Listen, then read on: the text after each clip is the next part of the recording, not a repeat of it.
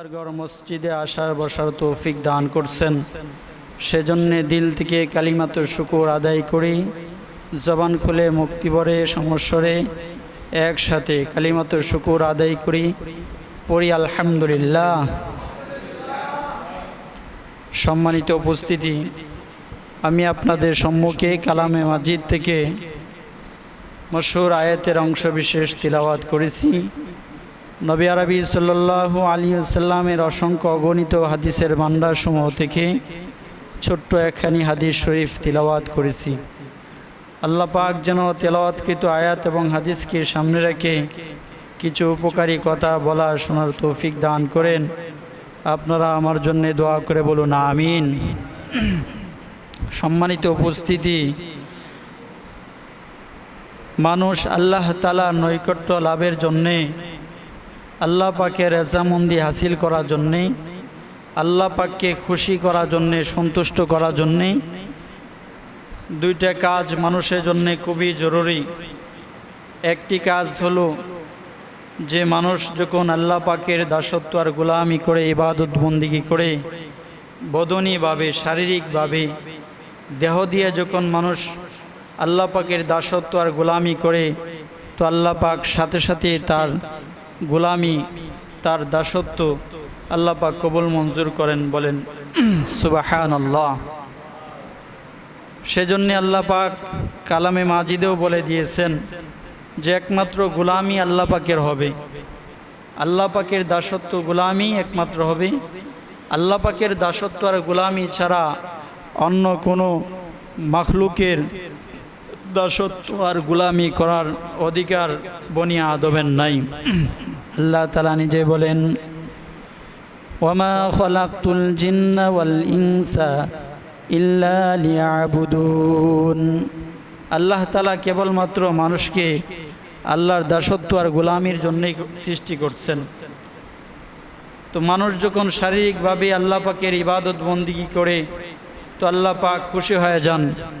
পাশাপাশি যখন মানুষ আর্থিকভাবেও ইবাদত জাহের করে, আর্থিকভাবেও যখন মালিকের সন্তুষ্ট জ্ঞাপন করতে চায়, তো আল্লাহ তাআলা তাতেও রাজি হয়ে যান, খুশি হয়ে যান। বলেন সুবহানাল্লাহ। শরীয়ত ইসলামের ভিতরে, শরীয়ত ইসলামীতে ইবাদত টোটালি 3 ভাগে বিভক্ত। কিছু ইবাদত আছে যেগুলা শুধুমাত্র দেহ দিয়ে করতে হয়, আর কিছু ইবাদত আছে যেগুলা অর্থের মাধ্যমে করতে হয়, মাল দিয়ে করতে হয়, আর কিছু ইবাদত আছে যা দেহও লাগে মালও লাগে। ইবাদত টোটালি 3 ভাগে বিভক্ত। বদনী ইবাদত যেমন নামাজ, নামাজ শরীরের ইবাদত, দৈহিক ইবাদত। এই ইবাদত আঞ্জাম দিতে শুধুমাত্র দেহের প্রয়োজন পড়ে। একটা মানুষের দেহ যদি সুস্থ থাকে তাহলে সে শারীরিক ইবাদত করতে পারবে, দৈহিক ইবাদত তার দ্বারা আঞ্জাম দেওয়া সম্ভব হবে, নামাজ তার পক্ষে পড়া সম্ভব হবে, সহজ হবে। দ্বিতীয় নম্বর ইবাদত হলো আর্থিক ইবাদত, মালি ইবাদত। মালি ইবাদত যেমন যাকাত। এই যাকাত এটা শুধুমাত্র অর্থের মাধ্যমেই আঞ্জাম দিতে হয়। এই ইবাদতটা টাকা না থাকলে কারো পক্ষে সম্ভব হয় না। নামাজ প্রত্যেকের উপর ফরজ হয়ে যায় বালেগ হইলে, ওয়াক্ত আসলে। আরেকটা মানুষের যাকাত প্রত্যেকের উপর ফরজ হয় না। নেসাবের মালের মালিক যে হয়, নেসাব পরিমাণ সম্পদের মালিক যে হয়, তাকেই শুধুমাত্র বছরে একটা সময়, নির্ধারিত সময় যাকাত আদায় করতে হয়। তো আমরা কি বুঝলাম? কিছু ইবাদত হলো শারীরিক ইবাদত, কিছু ইবাদত হলো আর্থিক ইবাদত। আরেকটা ইবাদত আছে আল মুশতারিকু বাইনাল মালি ওয়াল বদন। অর্থাৎ এই ইবাদতটা করতে গেলে শরীরও লাগে, দেহও লাগে, অর্থও লাগে। যেমন হজ্জে বাইতুল্লাহ। হজ্জে বাইতুল্লাহ কেউ যদি করতে যায় তাহলে তার সুস্থ সবল দেহের প্রয়োজন। একজনের কাছে টাকা আছে কিন্তু দেহ নাই, শরীয়ত তাকে বলে হজ্জে বদল করতে। আরেকজন সুস্থ সবল দেহকে তার টাকা দিয়ে সে হজে পাঠায় দিবে, সে হজ করে চলে আসবে। তো মোহতারাম হাজিরিন, 1 নম্বর ইবাদত হলো শারীরিক ইবাদত, 2 নম্বর ইবাদত মাল ইবাদত, 3 নম্বর ইবাদত যেটা হলো মাল এবং সম্পদ দেহ দুইটা সমন্বয়ে ঘটাইতে হয়। আমি আপনাদের সম্মুখে আজকে যে ইবাদত সম্পর্কে আলোচনা করার খেয়াল করেছি সেটা হলো যাকাত, মালি ইবাদত। এটা শুধুমাত্র যারা ধনী নেশাব পরিমাণ মালের মালিক তাদের পক্ষেই এই ইবাদতের মাধ্যমে আল্লাহ পাকের রেজামন্দি হাসিল করা সহজ। যাদের টাকা পয়সা নেই, নেশাব পরিমাণ মালের মালিক যারা নয়, তাদের পক্ষে যাকাতের বিধান নয়।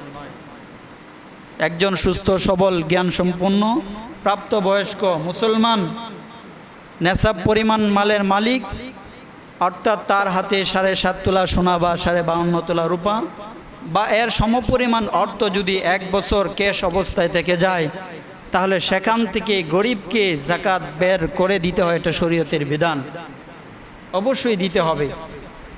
যদি কেউ এই ইবাদত লঙ্ঘন করে, এই বিধান যদি কেউ না মানে, পালন না করে, হাদিসে পাকে আসছে যে এই সম্পদ তাকে সর্প হয়ে দংশন করবে, সাপ হয়ে তাকে কামড়াবে, আঘাত করবে। হাদিসে পাকে এসেছে, আল্লাহ নবী সাল্লাল্লাহু আলাইহি ওয়াসাল্লাম তিনি বলেন, যার উপর যাকাত ফরজ হয়ে যায় সে যদি যাকাত আদায় না করে, তার মাল যদি সে তার হাত থেকে বের না করে গরিবদেরকে যদি না দেয়, তাহলে তার এই মাল, তার এই সম্পদ ময়দানে মাশরে বিষধর সর্প হয়ে তার ললাটে, তার গালে, তার গলায় পেঁচিয়ে দংশন করতে থাকবে আর বলতে থাকবে, আনা মালুকা ওয়া কানজুকা, আমি তোমার পুঞ্জীবিত সম্পদ, আমি তোমার মাল। নেশাব পরিমাণ মালের মালিক হওয়ার পরেও যদি কেউ যাকাত আদায় না করে, তাহলে তার সম্পদ, কালামে মাজিদে আল্লাহ পাক বলেন, ওয়ায়াউমা ইউহমা ফি নারি জাহান্নামা ফাতুকওয়া বিহা জিবাবুহুম ওয়া জুনুবুহুম ওয়া যুহুরুহুম, যে তার এই সম্পদকে আল্লাহ পাক আগুনের দ্বারা উত্তপ্ত করে তার ললাটে, তার পৃষ্ঠদেশে, তার পিঠে আল্লাহ পাক এই সম্পদ দিয়ে সম্পদকে গরম করে, উত্তপ্ত গরম করে তাকে ছেক দিবে, ছেকা দেওয়া হবে। বলেন নাউযুবিল্লাহ। সেজন্য মোহতারাম হাজিরিন, যাকাত এক আহাম ইবাদত। ইসলামের 5 ভিত্তির মধ্যে, ইসলামের 5টি স্তম্ভের ভিতরে যাকাত হলো অন্যতম একটি স্তম্ভ। আল্লাহ পাক কালামে মাজিদে নামাজের ব্যাপারে নামাজ এবং যাকাত দুইটা সমন্বয়ে আয়াতে কারিমা উল্লেখ করেছেন 28 জায়গায়। আর সিরিফ শুধুমাত্র কেবলমাত্র যাকাত সংক্রান্ত, যাকাতের ব্যাপারে আলাদাভাবে আল্লাহ পাক কালামে মাজিদে 32 জায়গায় আয়াতে কারিমা নাজিল করেছেন। আল্লাহ পাক গুরুত্ব বুঝাইছেন, যাকাত আদায় করো। যাকাত, এই যাকাতের মাধ্যমে যেমন আল্লাহ পাকের রেজামন্দি হাসিল হয়, পাশাপাশি ধনী ব্যক্তি যখন বছরে যাকাত পরিপূর্ণভাবে আদায় করে, তো তার মাধ্যমে গরিবেরও এহসান হয়। আজকে বাংলাদেশে যদি প্রত্যেকটা বিত্তশালী ফ্যামিলি যাদের উপর যাকাত ফরজ হয়েছে তারা যদি যাকাত আদায় করত, তাহলে এই এনজিওরা মুসলমানদের ইমান হরণ করার সুযোগ পেত না। আশা, ব্রাক, এনজিও আজকে যারা লোন দিচ্ছে, কিস্তি নিচ্ছে, এই সুযোগটা তারা পেত না। কারণ প্রত্যেকটা মানুষ স্বাবলম্বী থাকতো টাকার মাধ্যমে। এটা আল্লাহ পাকের বিধান। এজন্য আল্লাহ পাক মানুষের কাছে কর্জ চেয়েছেন। আল্লাহ পাক তো ধনী, আল্লাহুল গনি ওয়া আনতুমুল ফুকারা। আল্লাহ পাক ধনী আর আমরা সবাই ফকির, গরিব, মিসকিন। আল্লাহ পাক ধনী হওয়ার পরেও কেন করজ চেয়েছেন? আল্লাহ পাক নিজে বলেন, ওয়াকরিদুল্লাহ করদান হাসানা, তোমরা আমাকে কর্জে হাসানা দাও। আল্লাহ পাক কার জন্য কর্জে হাসানা চেয়েছেন? আল্লাহ পাক গরিব, অসহায়, মিসকিন, যারা নিঃস্ব, হত দরিদ্র, তাদের জন্য, তাদের পক্ষ হয়ে আল্লাহ পাক ধনীদের কাছে কর্জ চেয়েছেন। এজন্য ময়দানে মাশরে আল্লাহ পাক ধনীদেরকে জিজ্ঞাসা করবেন, হে ধনীর সম্প্রদায়, হে ধনী ব্যক্তি, দুনিয়ার মাটির উপরে আমি তোমার কাছে ধন চেয়েছিলাম, তুমি আমাকে টাকা দাও নাই। তোমার কাছে আমি কর চেয়েছিলাম, দার চেয়েছিলাম, তুমি আমাকে দার দাও নাই। হে বনি আদম বান্দা, সেদিন তুমি আমাকে দার দাও নাই। আজকে যাও, সোজা জাহান্নামে চলে যাও। জাহান্নামে যেতে হবে কেন? এই অভাবী যারা গরিব গুরাবা, তারা সেদিন নালিশ করবে আল্লাহর আদালতে। আল্লাহ পাক তাদের পক্ষে নালিশ মঞ্জুর করবেন। এই জন্য মহতারাম হাজিরিন, আল্লাহ পাকের আহাম বিধানের মধ্যে, রুকুন সময়ের মধ্যে অন্যতম একটি রুকুন হলো যাকাত আদায় করা। সমাজের প্রত্যেকটা ধনী ব্যক্তি তার অর্থ সম্পদ থেকে নির্ধারিত কিছু টাকা বছরে নির্ধারিত সময়ে গরিবদের মধ্যে বিতরণ করে দেওয়ার নাম হলো যাকাত।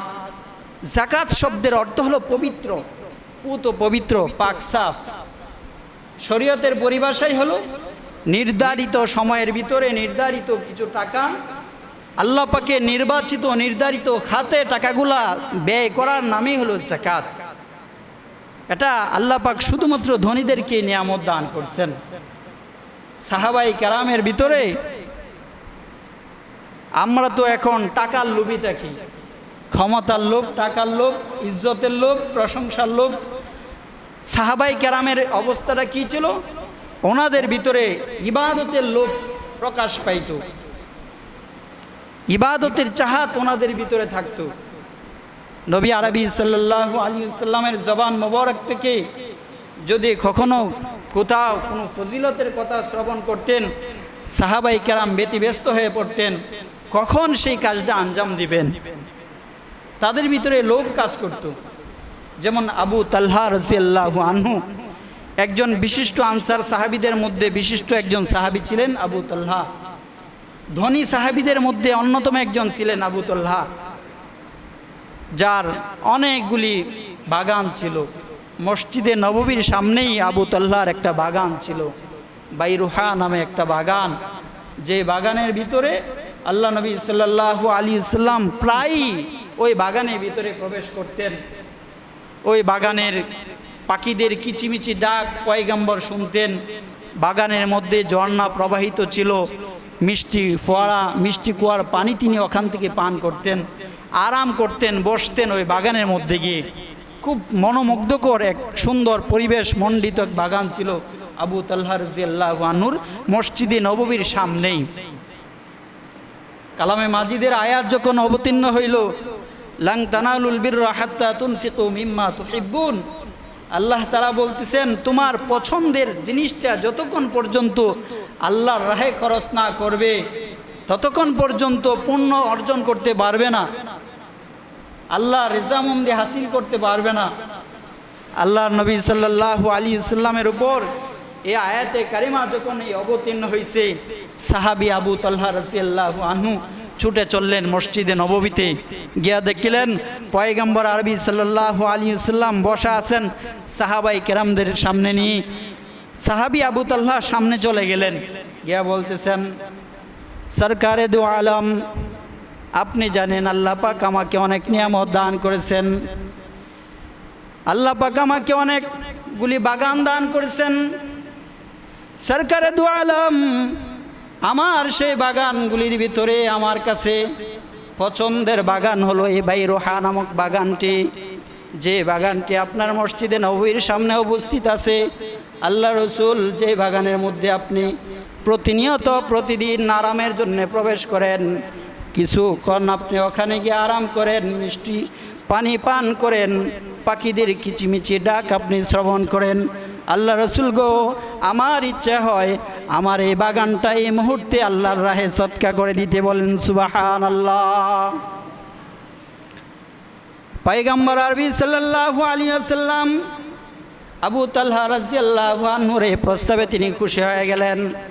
সরকারে দু আলম নবী বলেন, আবু তালহা, তোমার এই দান অনেক চমৎকার দান, তুমি এই দানের মাধ্যমে আল্লাহ পাকের রেজামন্দি তুমি হাসিল করে ফেলেছো। আবু তালহা যাও, তুমি এক কাজ করো, এই বাগানটা তুমি তোমার আত্মীয় স্বজনদের ভিতরে যারা গরিব আছে, তোমার আত্মীয়দের ভিতরে গরিবদের মধ্যে তুমি এই বাগানটা তুমি সদকা করে দাও। আবু তালহা রাদিয়াল্লাহু আনহু ওখান থেকে চলে গেলেন, গিয়ে ওনার চাচাতো ভাইদের ভিতরে যারা গরিব ছিলেন সেই চাচাতো ভাইদের মধ্যে এই বাগানটা আল্লাহর রাহে সদকা করে দিলেন। বলেন সুবহানাল্লাহ। সাহাবীদের ভিতরে তামান্না ছিল যে মহব্বতের জিনিসটি আল্লাহর রাহে সদকা করা। কিন্তু আমাদের বিষয়টা কি, আমরা দেখি যেটা নিম্নমানের টাকা দান করতে আসলেও জুমার দিন দেখি যেটা নিম্নমানের টাকা সেটা অনেক সময় অনেকেই দান বক্সের মধ্যে ফালায় দেয়। মহব্বতের কচকচা নোট, 10 টাকা নোট, 20 টাকা নোট, যেটা খুব আকর্ষণীয় কেবল ব্যাংক থেকে নেমে আসছে সেটা দান করবে না, যেটা চলে না দোকানদারে দিলে নেয় না, ওরকম সিরা ফারা টাকা আল্লাহর রাহে আমরা দিতে চাই। আল্লাহ পাক আমাদেরকে বোঝার তৌফিক দান করুন, বলুন আমিন। সাহাবাই কেরামের ভিতরে তামান্না ছিল কখন কিভাবে বেশি সওয়াব হাসিল করা যায়। হযরত উমর ফারুক রাদিয়াল্লাহু আনহু সব সময় চিন্তা করতেন আবু বকরের চাইতে যেন একটু বেশি সওয়াব হাসিল করা যায়, কিন্তু কখনোই আবু বকরের চাইতে উমরের বেশি সওয়াব হাসিল করা তৌফিক হয়ে উঠতো না। আল্লাহ রাসূল সাল্লাল্লাহু আলাইহি ওয়াসাল্লাম যখন তাবুক যুদ্ধের জন্য প্রস্তুতি গ্রহণ করছেন, তাবুক যুদ্ধে যাবেন, সাহাবাই কেরামদের কাছ থেকে কালেকশন তলব করলেন যে তোমরা আমাকে কালেকশন দাও, তাবুক যুদ্ধে যাব। সাহাবাই কেরাম যার যার মতো নিয়ে আসতেছে। হযরত উমর ফারুক রাদিয়াল্লাহু আনহু উনি ভাবছেন আজকে মনে হয় একটু সুযোগ আছে যে আমার তো অনেক টাকা পয়সা আছে, আমি আবু বকরের চাইতে বেশি দান করে আল্লাহর রেজামন্দি আমি হাসিল করব। কিন্তু মুহতারাম হাজিরিন, যখন সাহাবাই কেরাম নবী আরবি সাল্লাল্লাহু আলাইহি ওয়াসাল্লামের দরবারে কালেকশন নিয়ে আসছে, চাঁদা নিয়ে আসছে, নবীজি গ্রহণ করলেন। জিজ্ঞেস করলেন ওমর তুমি কি নিয়ে আসছো? হযরত উমর বলে যে পয়গম্বর আমার বাড়িতে যা ছিল 2 ভাগ করে আমি 1 ভাগ আল্লাহর জন্যে, আল্লাহর নবীর জন্যে আপনার দরবারে আমি এনে হাজির করেছি, আর বাড়িতে আমি অর্ধেক সম্পদ রাইখে আসছি। একটু পরেই দেখতেছেন যে আবু বকর সিদ্দিক রাদিয়াল্লাহু আনহু তিনি আসছেন। আল্লাহ রাসূল সাল্লাল্লাহু আলাইহি ওয়াসাল্লাম আবু বকর সিদ্দিক রাদিয়াল্লাহু আনহু যখন মসজিদে গমন করলেন, আসলেন, আল্লাহ রাসূল সাল্লাল্লাহু আলাইহি ওয়াসাল্লাম তাকায় দেখলেন বাবে জিব্রাইলে দাঁড়ায় দাঁড়ায় জিব্রাইল হাসতেছেন। আল্লাহ রাসূল সাল্লাল্লাহু আলাইহি ওয়াসাল্লাম মুস্কি হাসলেন এবং জিজ্ঞাসা করলেন জিব্রাইল তুমি হাসো কেন, হাসার কারণটা কি? জিব্রাইল বলে পয়গম্বর আপনার সাহাবী হযরত আবু বকরের দান সদকা দেখে আমি হাসতেছি। বলেন সুবহানাল্লাহ। আল্লাহ রাসূল সাল্লাল্লাহু আলাইহি ওয়াসাল্লাম জিজ্ঞেস করলেন আবু বকর তুমি কি নিয়ে আসছো? ওমর তো তার সম্পদের অর্ধেক নিয়ে আসছে আল্লাহর রাহে দান করার জন্য, তুমি কি নিয়ে আসছো? এই কথাটা বলতে আবু বকর বলে সরকারে দু আলম আমি আমার বাড়িতে বাসাতে আমার যত সম্পদ ছিল সমস্ত সম্পদ আমি আল্লাহর রাহে নিয়ে আসছি, আপনার কদম মোবারকে আমি নিয়ে এসে হাজির হয়েছি। বলেন সুবহানাল্লাহ। বাড়িতে কি রেখে আসছো? বলতেছে বাড়িতে আল্লাহর নামের বরকত আমি রেখে আসছি। তা উমর রাদিয়াল্লাহু আনহু মন খারাপ করে ফেললেন যে না, কখনোই আর আবু বকরের সাথে কোলায় ওঠা যায় না।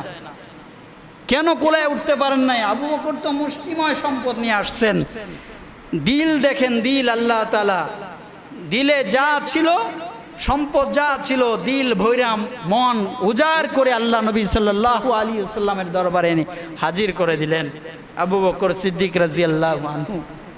তো মুহতারাম হাজিরিন, সাহাবাই কেরামের ভিতরে এই তামান্না ছিল যে কেমন করে একটু বেশি আল্লাহ নবীকে খুশি করা যায়, কিরকম করে আল্লাহ তাআলা রেজামন্দি হাসিল করা যায়। সাহাবাই কেরামের ভিতরে এই তামান্না কাজ করত।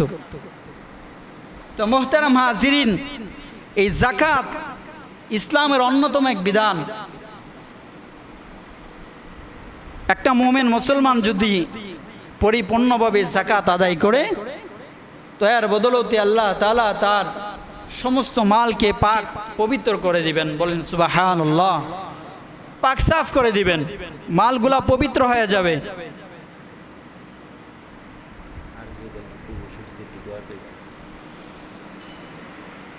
আজকে আমাদের এই মাল সম্পত্তিকে আমরা যাকাত দিতে চাই না। অনেকে ধারণা এরকম যে হুজুর যাকাত দিব, এত পাই টু পাই হিসাব করে কেন যাকাত দিতে হবে, মোটকা মোট একটা হিসাব করে দিলেই তো হয়। না, মোটকা মোট হিসাব করলে চলবে না, আপনাকে পরিপূর্ণভাবে হিসাব করে দিতে হবে। অনেক মানুষ আছে যাদের উপর যাকাত ফরজ কিন্তু যাকাত দেয় না, আর যারা দেয় দেখা যায় মাহে রমজানে 2-4-10টা কাপড় নিয়ে আসে, 2-4-10টা লঙ্গি নিয়ে আসে, বা 2-4-500 টাকা করে দিয়ে বাস শেষ, মোটকা মোট একটা অঙ্ক তারা দিয়া দেয়, বাস মনে করে যে মুক্ত হয়ে গেল। এত সোজা না, যাকাত কি আপনার সম্পদ থেকে পরিপূর্ণভাবে হিসাব করে দিতে হবে। আবার কেউ মনে করে যে হুজুর আমার টাকা আমি দিলে দিলাম, আপনার কি এরকম ভাবতে পারে, হুজুর আপনারা এত চিল্লাইয়া লাভ কি, আপনারা চিল্লান কেন, সম্পদ আমাদের, যাকাত দিব আমরা, হিসাব করব আমরা, যতটুকু মনে চায় ততটুকু আমরা দিব। না, আপনার যতটুকু মনে চায় ততটুকু আপনি দিতে পারবেন না। মনে করেন 2 কেজি পোলট্রি মোরগ কিনে নিয়ে আসছেন বাজার থেকে, 300 টাকা দিয়ে 2 কেজি পোলট্রি নিয়ে আসছেন, জবাই দিলেন, জবাই দেওয়ার পরে কি চামড়াটা খাবেন না ফালাইয়া দিবেন? পাকাগুলি পশমগুলি ফালাইয়া দিবেন অবশ্যই। মুরগের নাড়ি বুড়ি আছে, যেগুলো হারাম রগ আছে, হারাম কিছু বস্তু আছে, এগুলো তো অবশ্যই ফেলে দিবেন, নাকি গণ, নাকি খাবেন? যদি মনে করেন যে 300 টাকা করে, 300 টাকা দিয়ে নিয়ে আসছি 2 কেজি মোরগ, ফালাইয়া কি লাভ, যা আছে সব খাই, খাবেন আপনি সব কেন? আপনি তো 200-300 টাকা দিয়ে নিয়ে আসছেন 2 কেজি মোরগ, পশমগুলোও তো আপনি টাকা দিয়ে নিয়ে আসছেন, চামড়া নিয়ে আসছেন, নাড়ি বুড়ি নিয়ে আসছেন, পায়খানা মলমূত্র সবই তো টাকা দিয়ে মাইপে নিয়ে আসছেন, ফালাইয়া দেন কেন? এজন্যই ফালাইয়া দিতেছেন যে এগুলা খাওয়া যায় না, এগুলো হুজুররা বলছে হারাম, বা এগুলা ঘৃণিত জিনিস, বা এগুলো আমরা বুঝি এগুলা ঘৃণিত বস্তু, এগুলা খাওয়া যায় না, এমনটাই তো নাকি মনে করেন? তাহলে আপনি হাতে 2 কেজি মোরগ এনে যদি চোখের সামনে নিজে জবাই করে পশমগুলি, নাড়ি বুড়ি আর এই পচা বস্তুগুলি যদি আপনি নিজের হাতে ফেলে দেন, শরীয়ত বলে মাল তোমার হাতে আসছে ঠিক, তুমি কামাই করছো ঠিক, আল্লাহ পাক তোমার হাতে রাখছেন, কিন্তু এই মালের ভিতরে কিছু গান্দিগি, কিছু পচা, কিছু দুর্গন্ধযুক্ত টাকা পয়সা আছে, যে দুর্গন্ধযুক্ত টাকাগুলি গরিবকে দিয়ে দিতে হবে।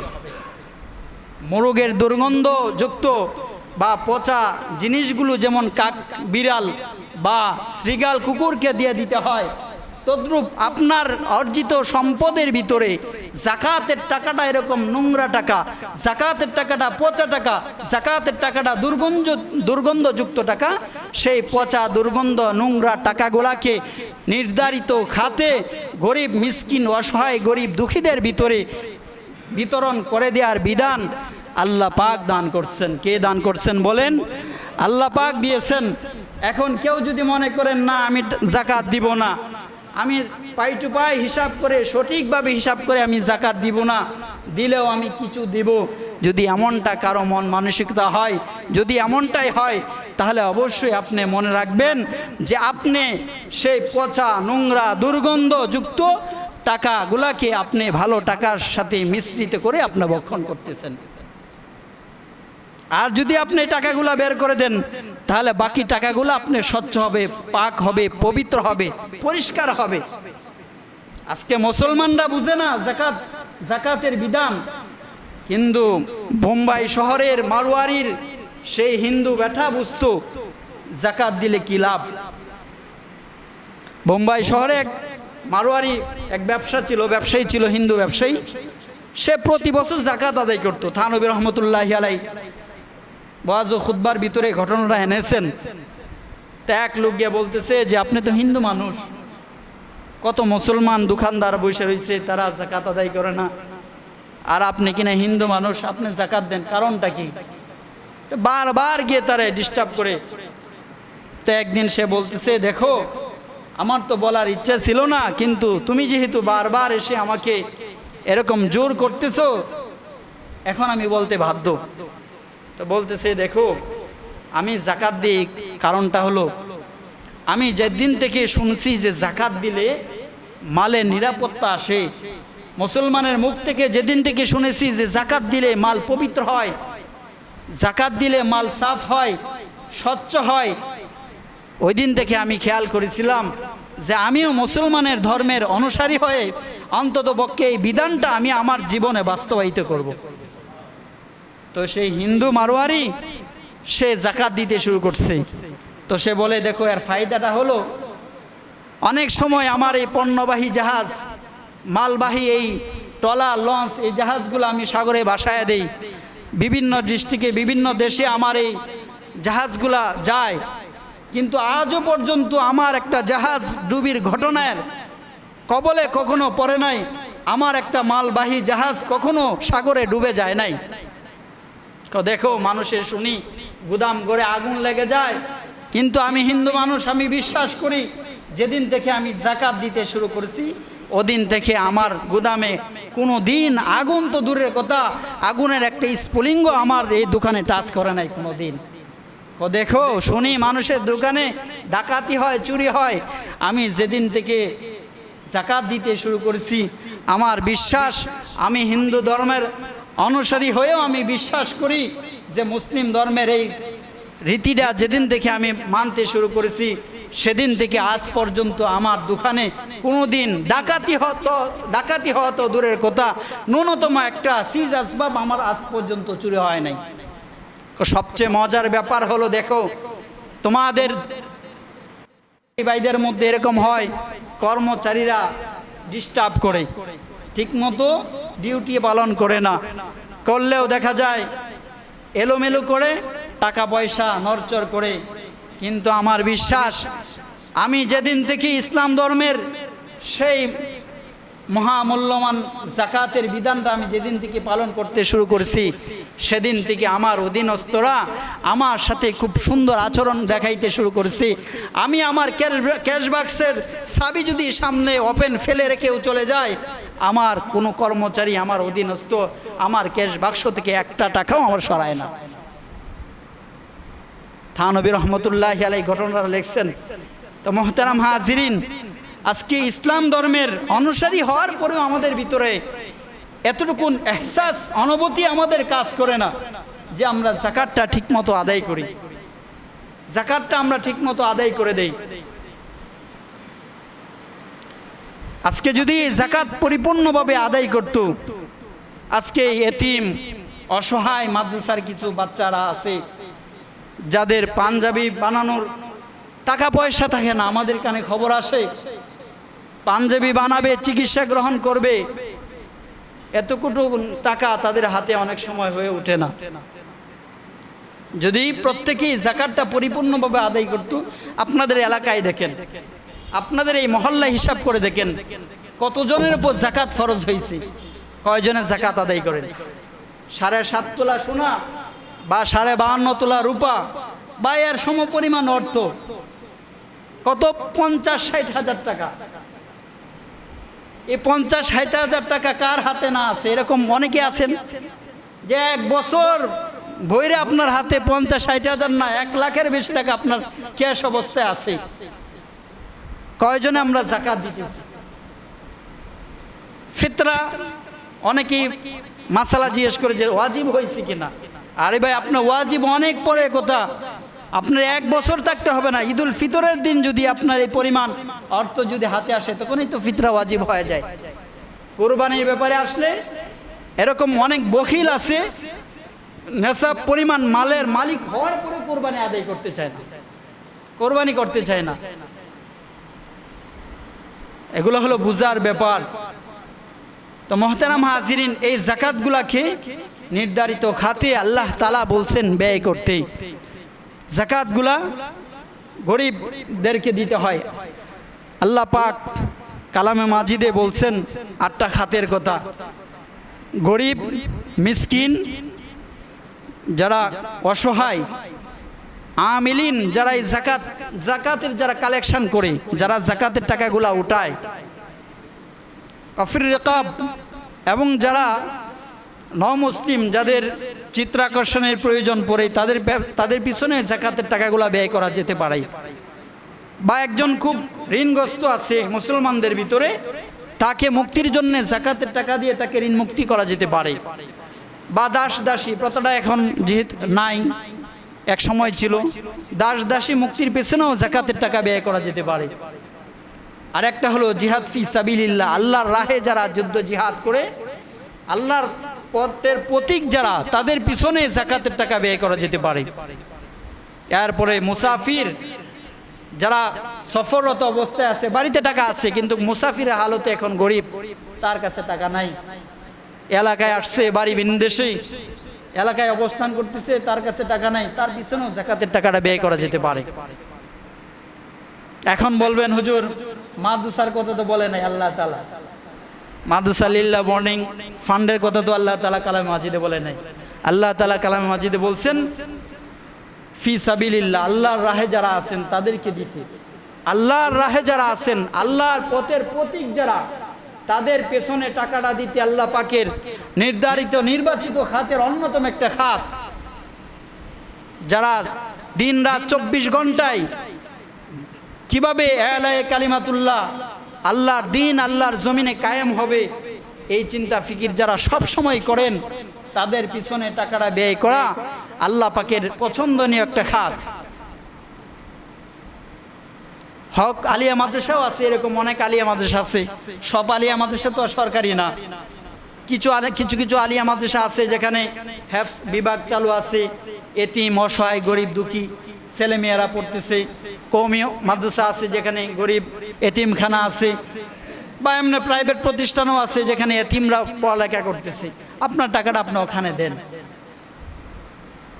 আজকে এমনও আছে, আমাদের খবরে আছে, গরিব ভিক্ষা করে, ভিক্ষার টাকাটা দিন শেষে সে সুদি লাগায়, সারাদিন বইয়া কালেকশন করে টাকা জমায়া দিন শেষে এই ভিক্ষাবৃত্তির টাকাটা সে সুদে দিতেছে। আমাদের কানে এই খবর আছে। আপনি কাকে টাকা দিবেন? সে গরিব, সে অসহায় মনে করে, আপনি দুর্বল মনে করে, পুঙ্গ মনে করে, প্রতিবন্ধী মনে করে আপনি টাকা দিতেছেন, সে তার টাকা সুদে লাগাইতেছে। কিন্তু মাদ্রাসার একটা ছাত্রের ব্যাপারে, মাদ্রাসার একজন তালিবুল ইলমের ব্যাপারে আপনি এরকমটা কোশ্চেন কালেও শুনতে পাবেন না যে সে সুদে টাকা লাগাইতেছে। সেজন্যে এরকম তো অনেক অহরহর ঘটনা আছে। ঢাকা শহরে ভিক্ষা করে বাড়িতে বাড়ি গড়াচ্ছে, অনেকেই জানেন বা ধরাও পড়ছে। টাকার মালিক হয়ে গেছে ভিক্ষা করতে করতে, অভ্যাস, থাল এখনো ফালাইতে পারে না, থাল নিয়ে এখনো ঘুরে। ধনী, আপনি যে যাকাত দিবেন, যাকাত তো আদায় হবে না। মাসআলা শুনেন, একটা মাসআলা, গুরুত্বপূর্ণ মাসআলা। কেউ যদি যাকাত দেওয়ার পরে জানতে পারে যে তার যাকাতের টাকাটা এমন খাতে গেছে, এমন একজন লোকের হাতে পৌঁছাইছে যে যাকাত খানেওয়ালা না, যাকাতের হকদার না, যাকাতের মাসরাফের অন্তর্ভুক্ত সে না, তার মানে হলো আপনি যাকাতের টাকাটা এমন একজন লোককে দিছেন যে গরিব না, যে ফকির না, যে মিসকিন না, সে ধনী। এখন কি হবে? আপনি তো দিয়াই দিছেন, আপনার যাকাত আপনার ঠিকই আদায় হয়ে যাবে। যে গ্রহীতা, যিনি গ্রহণ করছেন, ওনার খেয়াল রাখতে হবে, যদি এমনটা হয় তাহলে অবশ্য এই টাকাটাকে উনি আরেকজনকে দিয়া দিতে হবে, এটা তার উপর ওয়াজিব। এই টাকাটা সে আরেকজনকে দিয়া দিবে, এই টাকাটা গ্রহণ করা তার পক্ষে বৈধ হবে না, কিন্তু আপনার টাকা আপনার যাকাত ঠিকই আদায় হয়ে যাবে।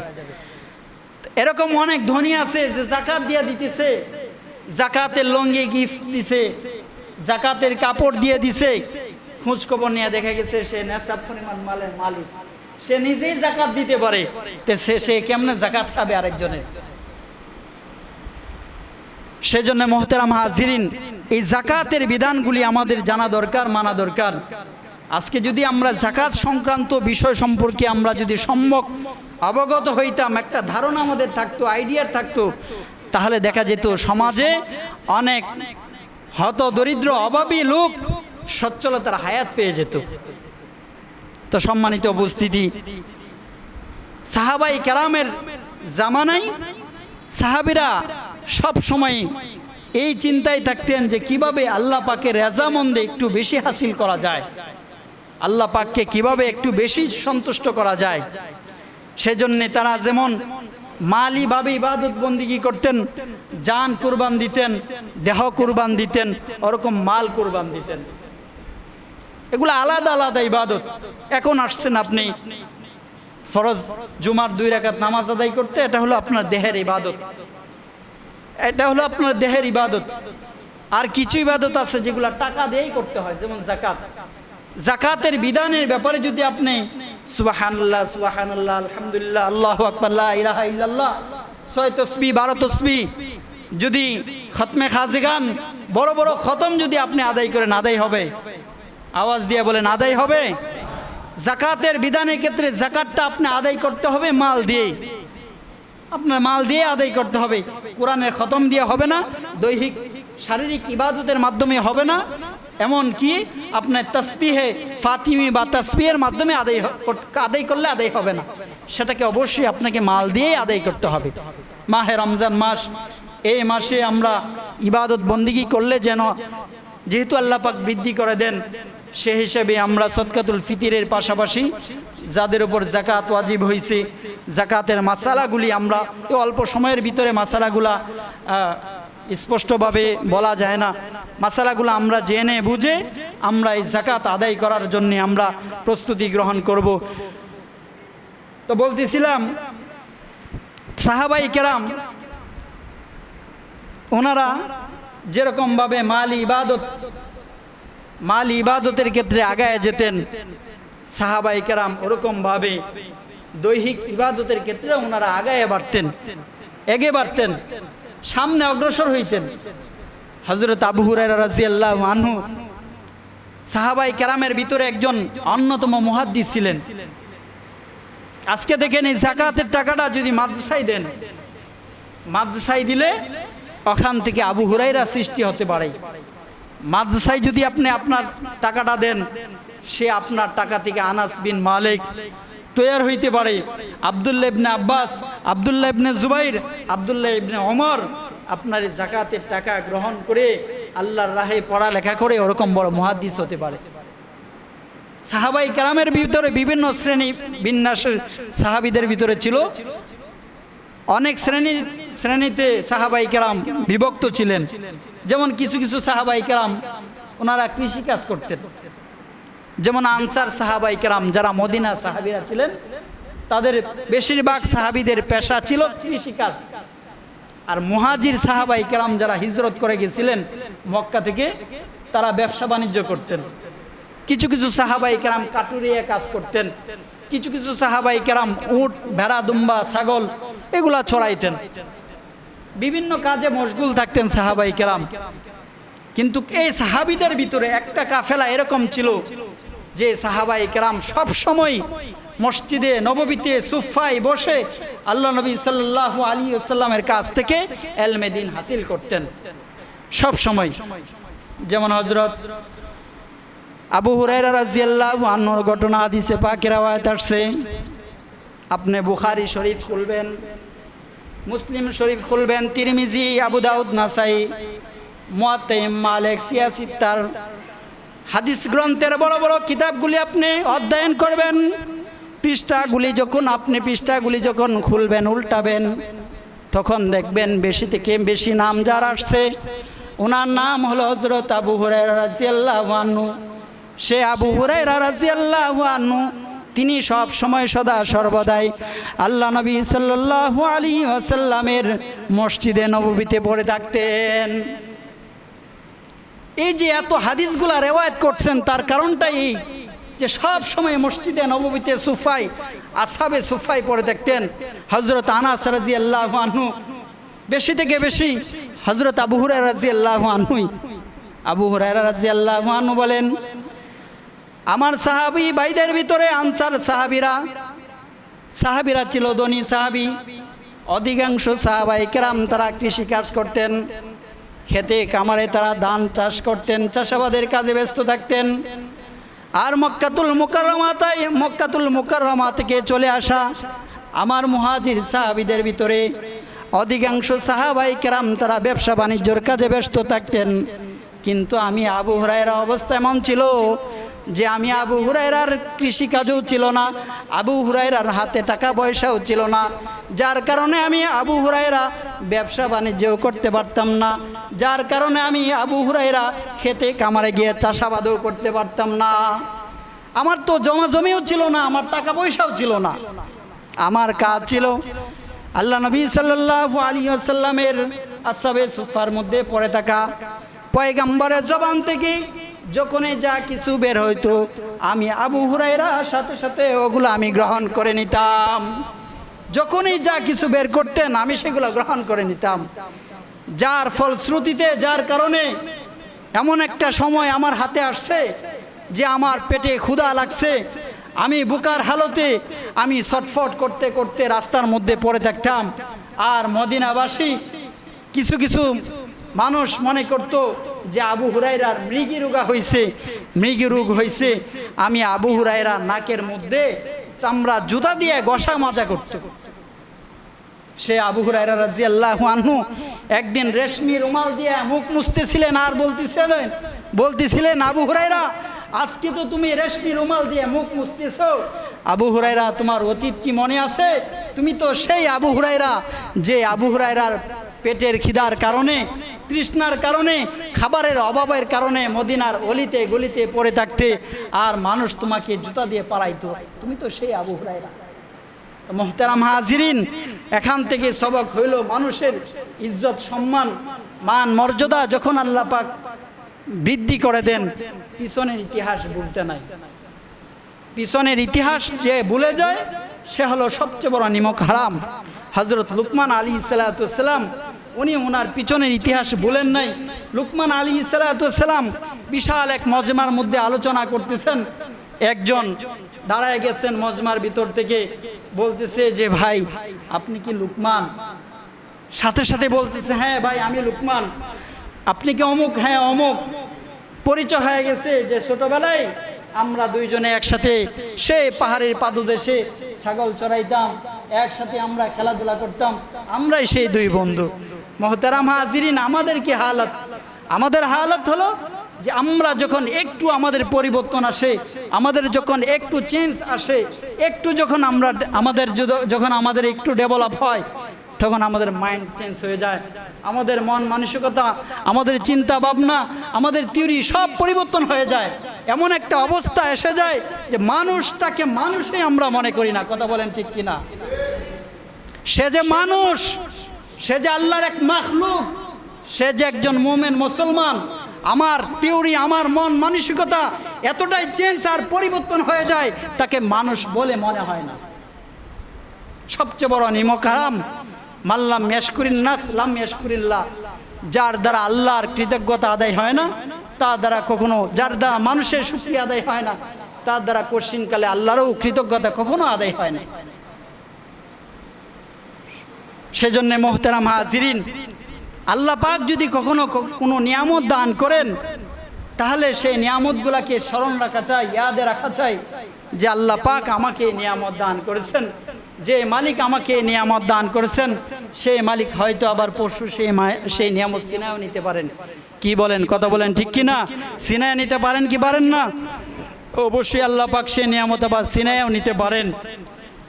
সেজন্যে আমি আপনাদের সম্মুখে আল্লাহর বিধান সময়ের মধ্যে অন্যতম একটি বিধান যাকাত সম্পর্কে কিছু আলোচনা করেছি।